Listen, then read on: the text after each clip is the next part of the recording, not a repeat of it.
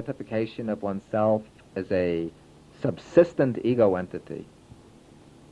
And what causes this illusion to arise is the tendency to grasp things as solid wholes, to see them as monolithic unities, rather than to see the complex nature of things, to see the interwoven, intertwining nature of things. To correct this error, this illusion, the experience has to be broken down into its components. And that means to break it down into the 5 aggregates. When we look at the experience just as it is, we see many elements fused together, functioning in unison. First, there's the material form, the body, the sense organs, the sense objects. Then there are the feelings, the perceptions, the volitions and consciousness, the mental side to the process. So the yogi, the meditator, learns to see each occasion of experience as occurring from the integral functioning of the 5 aggregates. Then the yogi puts the aggregate of material form on one side as materiality. On the other side, he puts the 4 mental aggregates, which he classifies as mentality. And so he then sees the experience as occurring through the unified flow of these 2 streams of events, the stream of mental events, or the stream of material events, and the stream of mental events.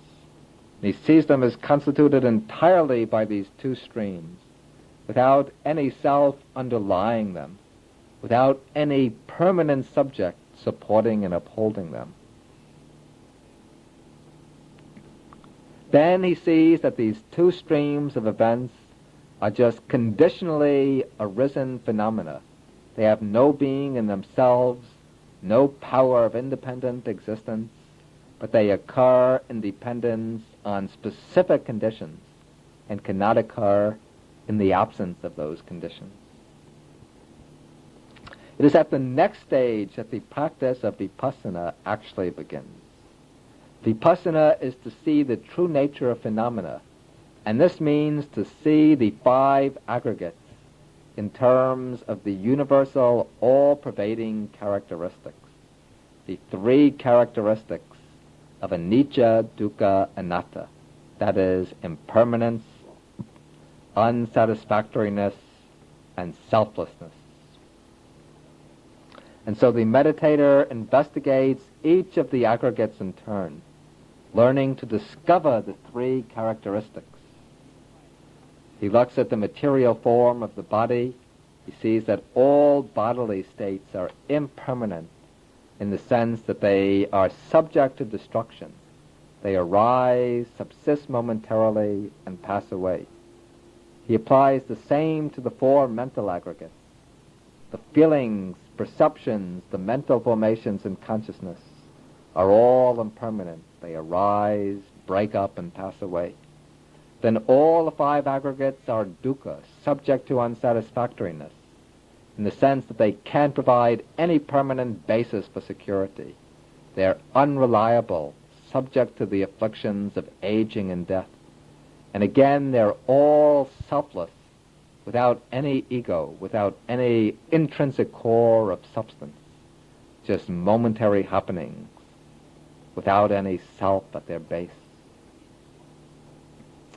So having examined his experience in terms of the 3 characteristics, to sharpen his insight, the meditator begins contemplating the rise and fall of these phenomena. He watches the material form of the body, the states of feeling, the perceptions, the mental formations and consciousness arise and fall away, arise and fall away. And as he contemplates the rise and fall, the 3 characteristics become clearer, more evident, more pronounced. Then, to deepen his insight, the yogi drops his attention to the arising phase and focuses exclusively on the last stage in the process, the stage of breaking up, of dissolution, When he does so, he sees that all the formations of existence are subject to destruction. They all break up and dissolve immediately after they arise. This insight into dissolution leads to the realization that no security can be found in conditioned existence. Nothing in the world can be relied on. Nothing can be held to for protection and shelter. As he sees the insecurity of all the things in the world, then his insight into the unsatisfactory nature of existence matures. His mind begins to turn away from all the things in the world. Now there arises a strong desire for emancipation, and that desire leads to a deepening of the power of insight.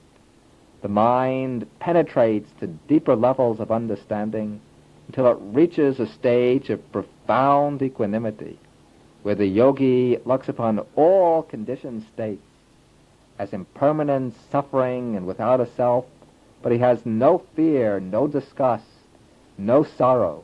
He has complete equanimity as he's watching the process. This stage marks the highest level in the development of insight.